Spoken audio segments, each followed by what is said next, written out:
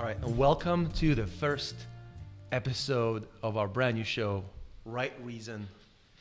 It is absolutely the most interesting show on the internet, at least as far as I'm concerned. And the perspective is pop culture from an ethical angle. We have a lot of confusion right now, I think. Not many people think of either politics and culture and music and movie questions from a sort of a fundamental, foundational perspective that's based in reason, that's based in truth and goodness. Everyone just wants to just believe what they want. It's chaos out there. And I'm not anyone that's going to tell you what to think, but I do have my 2 cents, having had 15 years of studying philosophy. I have a few thoughts I might want to share. So that's the show, Right Reason.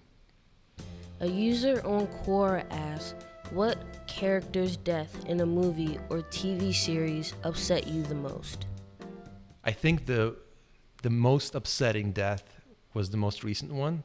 If you watch Game of Thrones, you would have seen the Night King be backstabbed in 2 seconds after having been built up for 8 years, 9 years.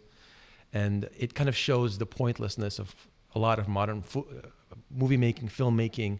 It's very, very high quality, very beautifully designed sets, the effects, the uniforms, the castles, everything is just top notch, could not be better in any era.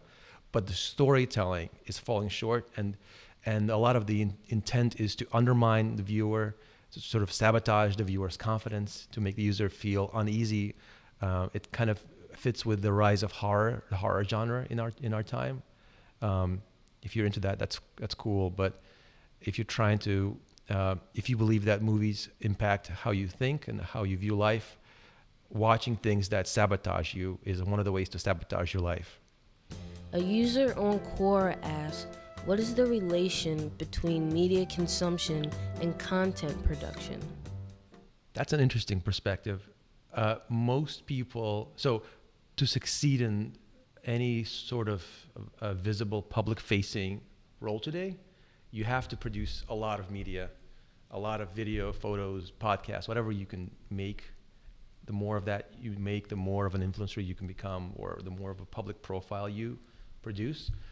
But that goes against watching Netflix, watching Hulu, Amazon Prime, and TV stuff, right? Or YouTube. And so most people want to watch YouTube rather than produce on YouTube. So it's kind of a tension in which what you want to do is not in your best interest.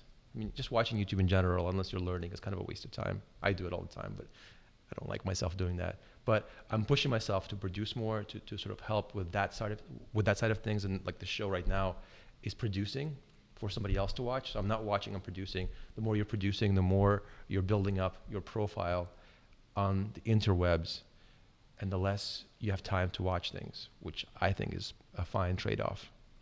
A user on Quora asks, what is one current music artist everyone likes but you cannot stand?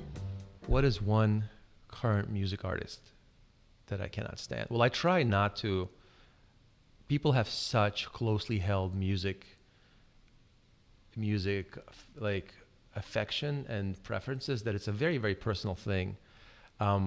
I will say everyone's most hated artist and most loved, also most hated, 6ix9ine, right? Like, it's kind of the next stage of our pop culture that it's like back to my first point of the rise of the horror genre. And 6ix9ine is kind of like the horror pop star of today. And he kind of repulses you, but also has got some good music people like. And I think I'm all about keeping your whole world, sort of internal world, clean and sort of uncontaminated from any sort of unnecessarily bad influences. And even if an artist has something good about them, that maybe their music or their lyrics or something else is good, but like something else is quite bad, it's safer just to avoid them altogether. And the more bad they have, the safer it is to avoid them altogether. And 6ix9ine is the best example I have that. I mean, he's going to jail now, I think. His whole shtick is built on disturbing you. And I think we're plenty disturbed as it is. I think we have to have artists that that make us feel whole again. That's missing. I wish he did that instead. Thanks for watching. Hope you liked this first introductory episode of Right Reason. Drop us a comment. Let us know what you think. How do we make it better? What was good about it? So I'll see you next time.